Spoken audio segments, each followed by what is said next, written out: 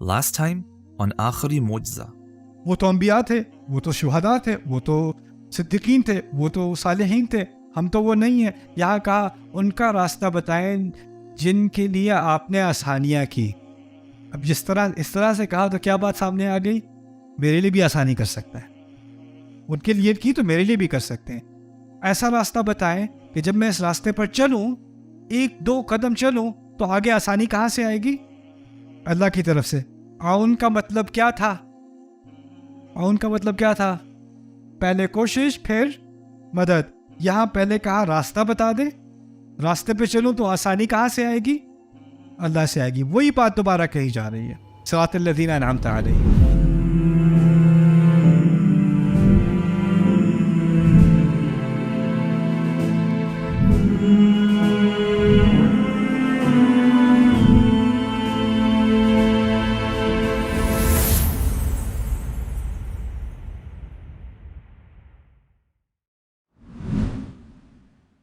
یہ بھی بہت اہم ہے، من کے بجائے الذین کا استعمال.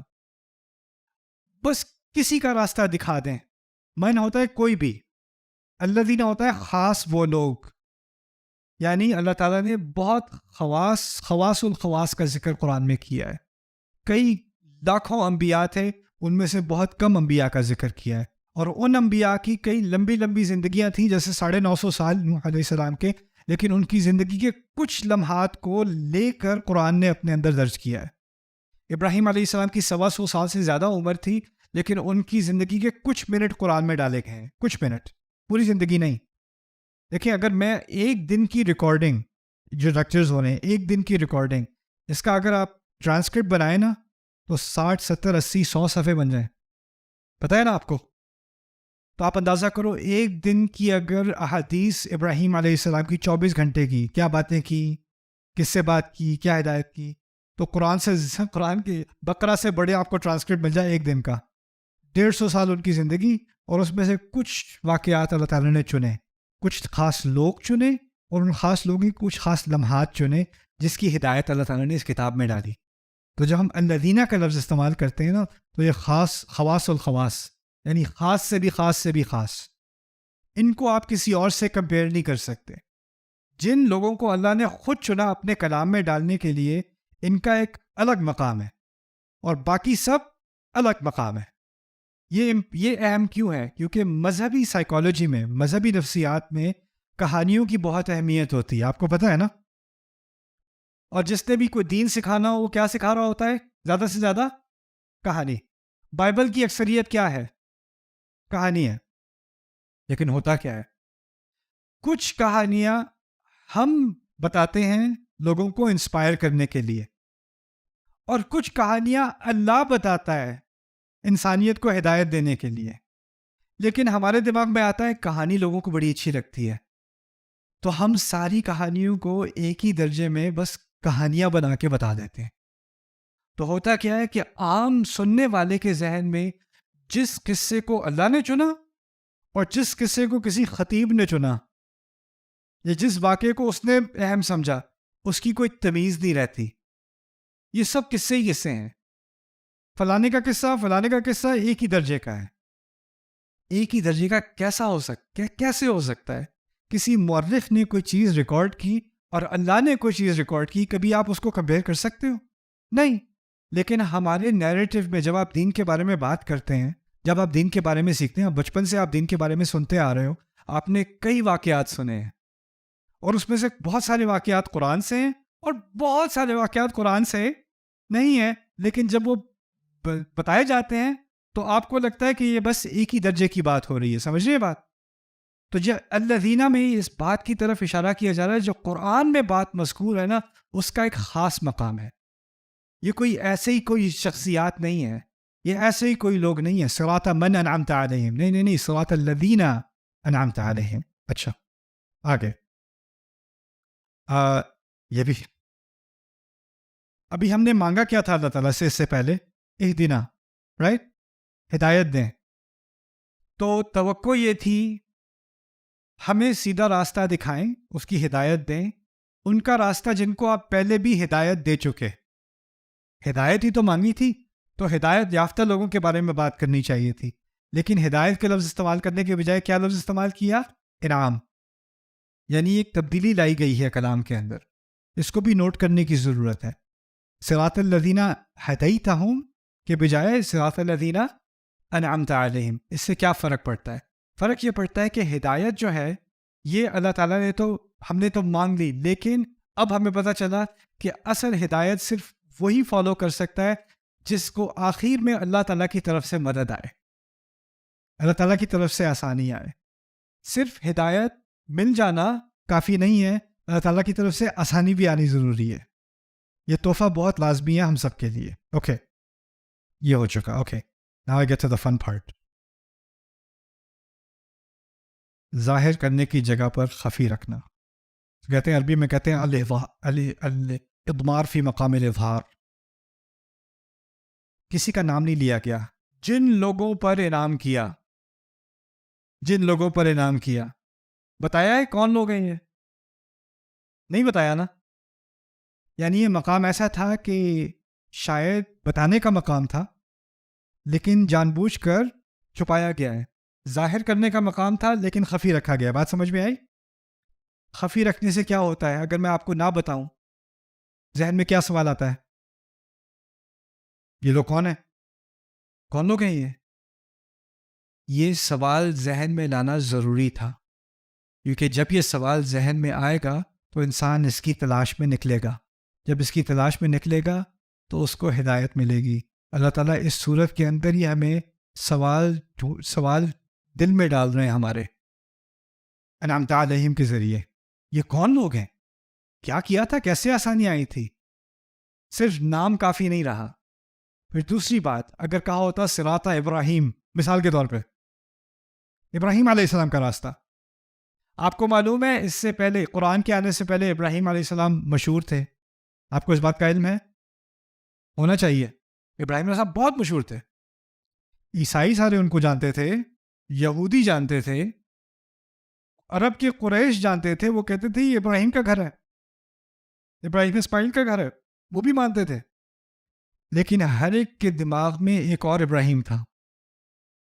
یہودیوں کا ابراہیم کوئی اور، عیسائیوں کا ابراہیم کوئی اور مشرکین عرب کا ابراہیم کوئی اور. اگر آپ ابراہیم علیہ السلام کی حیات کو پڑھیں بائبل کے اندر، آپ کو نہیں لگے گا کہ آپ ابراہیم کے بارے میں پڑھ رہے ہو. وہ کوئی اور ہی شخص ہے. اگر یہاں ابراہیم کہا ہوتا جس کے ذہن میں ابھی تک کس کا کانسیپٹ ہے؟ پرانی ابراہیم کے قصے کا، جو بگڑی ہوئی شکل ہے ابراہیم علیہ السلام کے قصے کی. یہاں اس بات کو چھپایا گیا کیونکہ اب ابراہیم علیہ السلام کو اس طرح سے انٹروڈیوس کیا جائے گا جیسے کہ یہ ایک ایسی شخصیت ہے جس کے بارے میں نام تو رہ گیا لیکن باقی ساری حقیقتیں بھلا دی گئیں. اصحاب الکہف کا قصہ آپ جانتے ہیں، ہے نا؟ اصحاب الکہف قرآن کے آنے سے 150 یا 125 سال پہلے بہت مشہور رہے تھے، بہت زیادہ مشہور. پتہ کس لیے مشہور تھے؟ عیسائیت کے ذریعے. عیسائی ان کو پادری مانتے تھے. ان کے نام پر پورا کنیسہ بنا تھا، پورا چرچ بنا تھا. اس چرچ میں ہر سال فیسٹیول آف دا 7 سینٹس یعنی 7 پیروں کی عید منائی جاتی تھی. پوری پینٹنگ بنی ہوئی تھی، 7 لوگ غار کے اندر سو رہے ہیں کتے کے ساتھ، اور ان کو کہا گیا کہ یہ باہر نکلے اور انہوں نے سب کو عیسیٰ علیہ السلام کی عبادت کی دعوت دی. اس لیے بڑے مانے گئے تھے یہ اصحاب الکہف. اصحاب الکہف کے بارے میں قرآن میں پوچھا گیا کہ نہیں؟ اور جب قرآن نے اس بات کا جواب دیا تو واقعی جو قصہ ہوا تھا وہ بیان کیا کہ نہیں؟ اگر اصحاب الکہف شروع میں کہا ہوتا تو کسی کے ذہن میں اصلی قصہ ہوتا یا وہ جھوٹا قصہ ہوتا؟ جھوٹا قصہ. ابراہیم کا جھوٹا قصہ، موسیٰ کا جھوٹا قصہ، عیسیٰ کا جھوٹا قصہ. جھوٹے قصے تو سارے موجود تھے، اصلی قصہ تو قرآن نے آ کے بتایا ہے. اسی لیے یہاں پر بات کو چھپایا گیا ہے، اور جب ظاہر کیا گیا ہے تو یہاں تک کہ بنی اسرائیل کے اور عیسائیوں کے علماء بھی حیران رہ گئے. ہم تقریباً انتہا تک پہنچ گئے الحمدللہ. جو اصل معجزہ ہے نا سورۃ الفاتحہ کا، وہ آخر میں آ رہا ہے. غیر المغضوب علیہم ولا الضالین، غضب کا مستحق ہونے والے اور گمراہ میں فرق. اسی طرح ترجمہ کرتے ہیں اردو میں کیسے کرتے ہیں؟ غیر المغضوب علیہم عام ترجمہ کیا ہوتا ہے؟ نہ ان کا جو جس پر اللہ نے غضب کیا، یہ عام ترجمہ ہے. ہاں، اور نہ جو بھٹکے ہوئے تھے. ٹھیک ہے. اچھا, جن پر اللہ نے غضب کیا, اللہ کا لفظ یہاں ہے نہیں, المغضوب علیہم. غضب جس پر کیا جائے اس کو مغضوب علیہ کہتے ہیں. مغضوب علیہ جس پر غضب کیا جائے. بال کہتے ہیں جو راستے سے گم جائے, بال. اگر میں یہاں آ رہا تھا, میری فون کی بیٹری ڈیڈ ہو گئی, جی پی ایس خراب ہو گیا, اور میں ادھر سے ادھر گھوم رہا ہوں, میں کیا ہوں؟ بال. بال. اچھا, مغضوب علیہ ہے جس پر غصہ کیا جائے, پہلے اس کو سمجھ لیں. اگر میں کہوں اس لڑکے کو اسکول میں مارا گیا, اوکے, یا اس لڑکے کے ساتھ زیادتی کی گئی, اس کو مارا گیا ریسس میں اور مارا گیا ایسے, میں نے کیا واضح کیا کہ ایک نے مارا یا بہت ساروں نے مارا؟ واضح نہیں ہے. میں نے واضح کیا کہ اور بچوں نے مارا یا ٹیچر نے مارا؟ یہ بھی واضح نہیں ہے. اتنا واضح ہے کہ مارا گیا, اور کچھ واضح نہیں ہے. ہو سکتا ہے ایک ہو سکتا ہے بہت سارے ہوں, ہو سکتا ہے ٹیچر ہو سکتا ہے اسٹوڈنٹس ہوں, ممکن ہے نا. مغضوب علیہم میں جن پر غصہ کیا گیا, کیا واضح نہیں ہے؟ کس کا غصہ؟ آپ اندازہ کر سکتے ہیں, اللہ کا غصہ, اہل ایمان کا غصہ, سارے فرشتوں کا غصہ, بلکہ ان کے اپنے فالوورز کا غصہ. قیامت کے دن وہ بھی غصہ کریں گے, جن لوگوں کو انہوں نے گمراہ کیا ان کا غصہ. اگر کوئی ایک غصہ ہوتا تو ذکر کر دیا ہوتا, لیکن غصہ اتنی مختلف سمتوں سے آ رہا ہے کہ لوگوں کے لیے تعبیر کیا کی گئی ہے؟ جن پر غصہ کیا گیا. دوسری بات, یہاں پر اللہ تعالیٰ کا ذکر ہے کہ نہیں؟ کچھ علماء نے اس سے یہ بات بھی اشارہ نکالا ہے کہ اللہ تعالیٰ کو ان پر اتنا غصہ ہے کہ اللہ تعالیٰ نے اپنا ذکر بھی ان کے ساتھ نہیں کیا. غیر الذین غضب اللہ علیہم, نہ غیر المغضوب علیہم. اللہ تعالیٰ نے اپنے غصے میں اپنے آپ کو ان سے دور کر لیا, ذکر بھی نہیں کیا ان کے ساتھ اپنا. لیکن پھر بھی یہ بات واضح نہیں ہوتی کہ جس پر غصہ کیا جائے اور جو بھٹکا ہوا ہو, گمراہ ہو, اس میں فرق کیا ہے؟ میں اب چھوٹی سی مثال سے آپ کو سمجھاتا ہوں. میرے دو جو بیٹے تھے جب چھوٹے تھے, عماد بڑا اور ولید چھوٹا, تو عماد سے میں نے کہا بیٹا یہ کوکیز جو ہے نا یہ نہیں کھانا, میں ذرا جا رہا ہوں 5 منٹ میں واپس آتا ہوں. ولید اوپر تھا, عماد کچن میں تھا. میں نے عماد سے کہا بیٹا تم کوکیز نہیں کھانا, اور ولید بھی نہیں کھائے گا. اچھا میں بھی 5 منٹ میں آتا ہوں. اچھا میں گیا, 5 منٹ واپس آیا, دونوں بیٹھے کھا رہے ہیں. غصہ مجھے کس پہ آئے گا؟ ولید پہ یا عماد پہ؟ کیوں؟ کیونکہ ولید بھٹکا ہوا ہے, لیکن عماد غصے کا مستحق ہے. کیوں؟ کیونکہ عماد کے پاس علم تھا. اگر کسی کو پتا ہو اور پتا ہونے کے باوجود غلط حرکت کرے تو اس پہ کیا آتا ہے؟ غصہ آتا ہے. ایک اسٹوڈنٹ ہے جو اس نے کلاس مس کر دی, ایگزام سے ایک دن پہلے بیمار ہو گیا, کلاس مس کر دی. باقی اسٹوڈنٹ آ گئے کلاس میں, میں نے باقی اسٹوڈنٹ سے کہا دیکھو کل فائنل ایگزام ہے, یہ لوگ کاپی فائنل ایگزام کی, یہ لوگ کاپی سارے جوابوں کی, 100 لینے ہیں کل سب نے. اس کے باوجود 2 لوگ فیل ہو گئے, ایک جو وہاں تھا اور ایک جو بیمار تھا. غصہ کس پہ آئے گا مجھے؟ جو بیمار تھا ہوگا سر مجھے تو پتا بھی نہیں تھا, میں تو بھٹکا ہوا تھا. اور جو تھا وہاں پہ, یار تو میں نے جواب بھی دے دیے, سوال بھی دے دیے, جواب بھی دے دیے, تم کیسے فیل ہو گئے؟ تمہارے پاس کیا بہانہ ہے؟ کیا عذر ہے تمہارے پاس؟ جس کے پاس کوئی عذر ہی نہیں رہا اس پہ کیا ہوگا؟ غصہ. غیر المغضوب علیہم سے ان لوگوں کی بات کی طرف اشارہ کیا جا رہا ہے جن کے پاس علم بھی ہو, وہ جانتے بھی ہوں کیا صحیح ہے کیا غلط ہے, وہ جانتے بھی ہوں سیدھا راستہ کیا ہے, وہ جانتے بھی ہوں کیا کرنا چاہیے کیا نہیں کرنا چاہیے, اور جاننے کے باوجود پھر بھی کرتے رہتے ہیں. علم ہے عمل نہیں ہے, علم کے باوجود عمل نہ ہونا. المغضوب علیہم. اب سمجھ میں آئے گا رسول صلی اللہ علیہ وسلم ان کی مثال یہود سے کیوں دی تھی, کیونکہ یہود کے بارے میں قرآن نے بار بار کیا کہا ہے؟ ان کے پاس بہت علم ہے, علم ہے. لیکن یہاں یہود کیوں نہیں کہا؟ یہودی کہتے تھے غیر الیہود ولا النصارى, کیونکہ یہ اصل میں یہود اس کی مثال ہے, مثال ہے. قرآنی یہود, تمام یہود نہیں, قرآن میں اچھے یہود کا بھی ذکر ہے. قرآن میں جو مثال دی جاتی ہے ان لوگوں کی جو جانتے بوجھتے غلط کرتے ہیں، تب ان کی مثال یہود کی مثال دی جاتی ہے. لیکن کیا یہ ممکن ہے کہ کوئی مسلمان جاننے کے باوجود غلط حرکت کرے؟ کیا پھر یہ ممکن ہے کہ وہ المغضوب علیہم میں شامل ہو سکتا ہے؟ اور اگر یہ واقعی یہود ہوتے تو دعا یہ ہوتی، یا اللہ ہمیں سیدھا راستہ دکھا، ہمیں یہودی نہ بنا دینا. اس کی کوئی تک بنتی ہے؟ کچھ سینس نہیں بنتی. یہودی تو ویسے بھی آپ کو ایکسیپٹ نہیں کریں گے، وہ تو جینیٹک ریلیجن ہے. اس میں تو اگر آپ کی نسل نہیں چلی آ رہی تو آپ اس میں شامل بھی نہیں ہو سکتے، اور اس میں شامل ہونا کون چاہتا ہے؟ تو اگر آپ دعا مانگو گے تو دعا ایسی چیز سے مانگو گے جس کا خطرہ آپ کو ہے. ان کے راستے، یعنی ایسے راستے پر نہ بھٹکوں میں جس میں جانتا بھی ہوں اور پھر بھی غلط کروں، المغضوب علیہم. اور دوسری طرف ایک اور برا راستہ بھی ہے، وہ کیا ہے؟ ولا الضالین. اور ضالین کیا ہے؟ بھٹکے ہوئے. یعنی میری نیت صاف ہے، میں اچھا کرنا چاہتا ہوں، میں صحیح کام کرنا چاہتا ہوں، لیکن میرے پاس کیا نہیں ہے؟ علم نہیں ہے. ایک ہے علم تو ہے، عمل نہیں ہے. علم ہے، عمل غلط ہے. دوسرے کا عمل غلط ہے کیونکہ علم نہیں ہے. دونوں طرف سے مجھے خطرہ ہے. اب ہم لوگ کیا کرتے ہیں؟ نہیں میں کوئی تم میں سے کوئی ہوگا لڑکا کہے گا چلو یار وہ ایک لیکچر ہے چلتے ہیں. کیا بات ہو رہی ہے؟ قرآن کے بارے میں. نہیں ایک دفعہ پتہ چل گیا پھر ذمہ داری ہو جاتی ہے. بہتر ہے کہ میں پتہ نہ ہی کروں. علم نہ ہو تو پھر مجھے بھٹکا ہی رہنے دو، کم از کم ایکسکیوز تو ہے نا، کیونکہ ایک دفعہ علم آ گیا تو مغضوب علیہم ہو جاؤں گا. میں ضالین ہی خوش ہوں. فاتحہ میں کہا ہے نہ تم بچو گے المغضوب علیہم ہونے سے، نہ بچو گے ضالین ہونے سے. یہ ذہن میں بات ہوتی ہے، اگر نہ سیکھو تو بچ جاؤں گا. ضالین نہیں مجھے نہیں بتاؤ.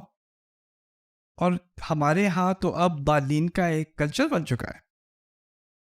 اب تو یہ کہہ دیا آپ قرآن سیکھ ہی نہیں سکتے، آپ کو عالم ہو گیا، آپ سیکھو گے قرآن.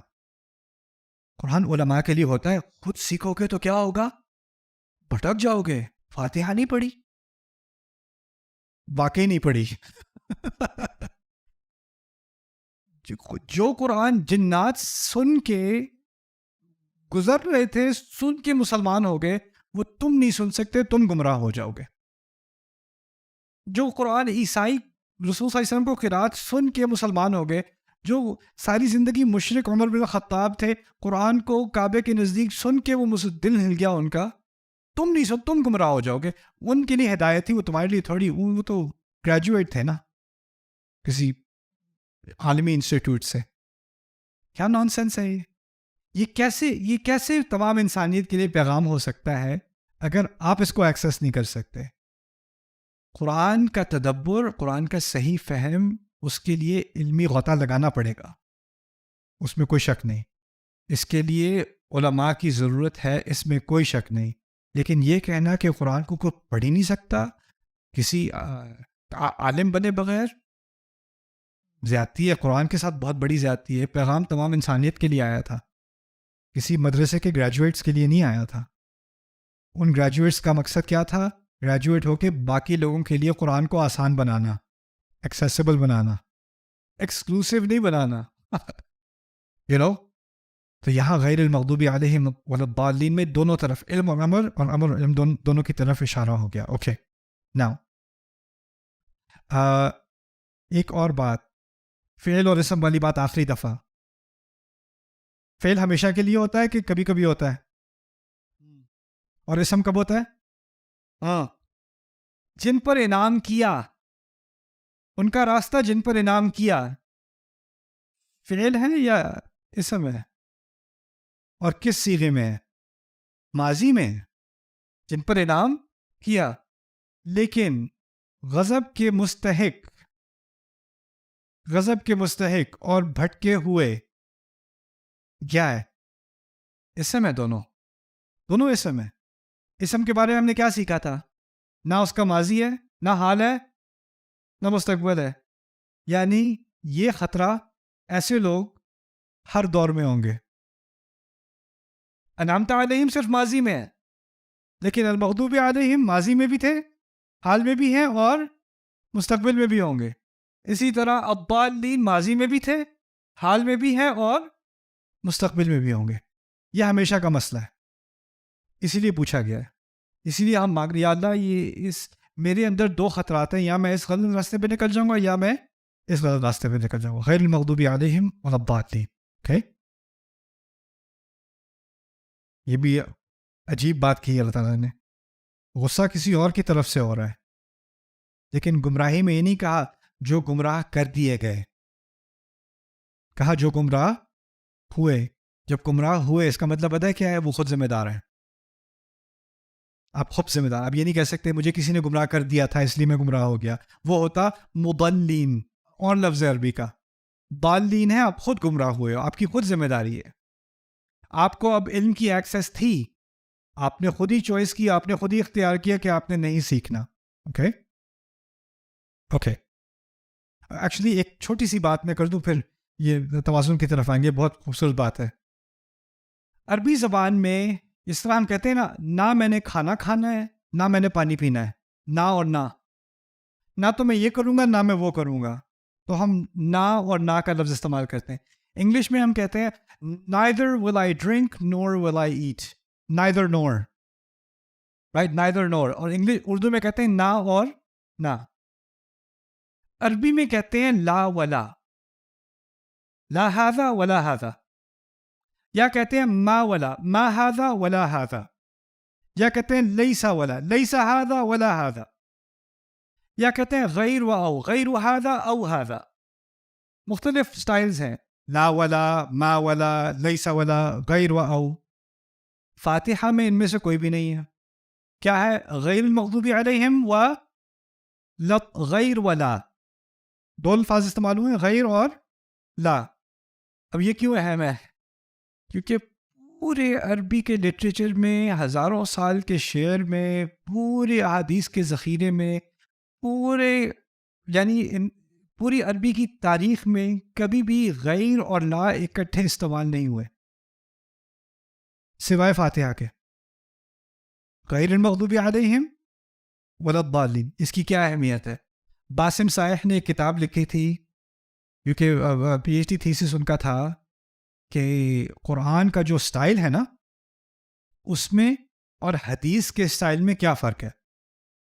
کیونکہ مغربی ذہن کیا کہتا ہے کہ یہ دونوں ایک ہی انسان کے منہ سے نکلنے والے الفاظ ہیں.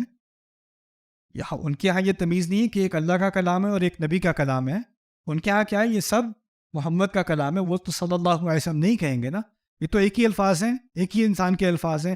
اور جب ایک ہی انسان بول رہا ہوتا ہے تو اس کا ایک سپیچ پیٹرن ہوتا ہے. میرے بولنے کا ایک خاص طریقہ ہے، کچھ اسلوب ہے میرا، وہ میں بار بار استعمال کرتا ہوں. آپ کا بھی یہ کچھ اسلوب ہے، اس کو آپ بار بار استعمال کرتے ہو. تو اگر آپ میرے ہزاروں لیکچر سنو تو آپ کو میرے بولنے کا ایک پیٹرن سمجھ میں آ جائے گا. میں ایک طریقے سے، ایک سٹائل سے میں بات کرتا ہوں.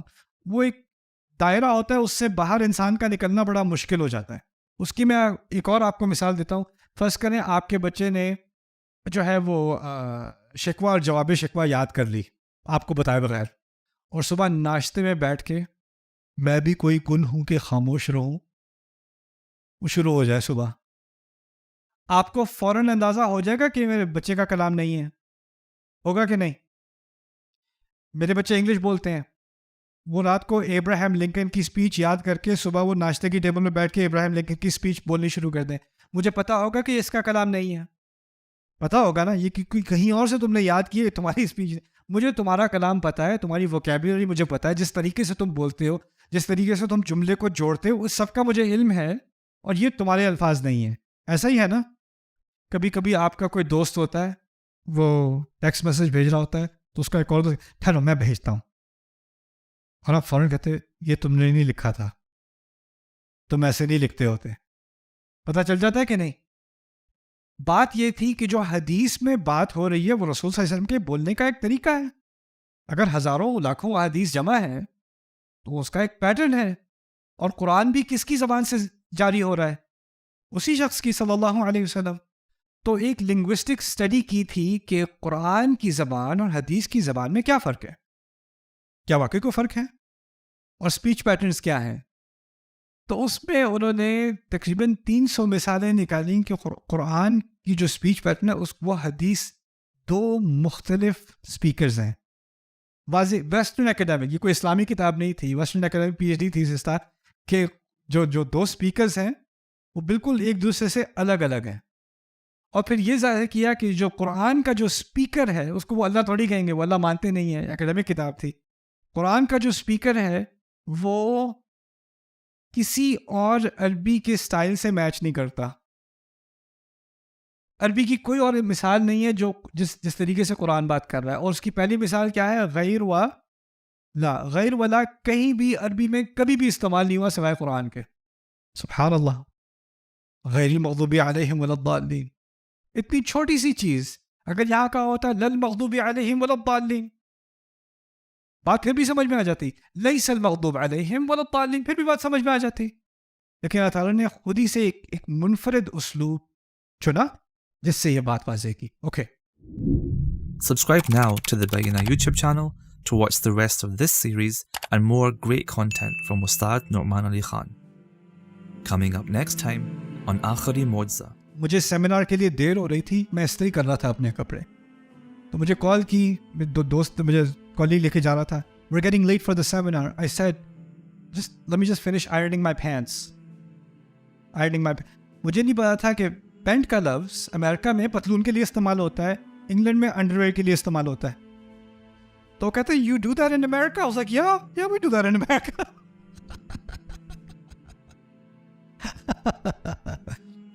لہجے کی بات میں اس لیے کر رہا ہوں کہ عرب ممالک میں ہر ملک میں بلکہ ہر گاؤں میں اس کا اپنا کیا ہے؟